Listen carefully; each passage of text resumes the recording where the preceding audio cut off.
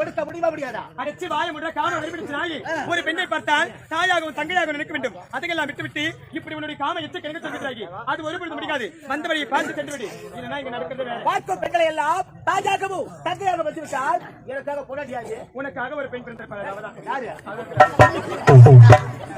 ஆளுகளுக்கெல்லாம் நம்மளே மாற்றி நீ 1000 முறை எனக்கு வைத்தாலும் சரி. அவருடைய மனம் மாறப்போவது கிடையாது. உன்னுடைய காம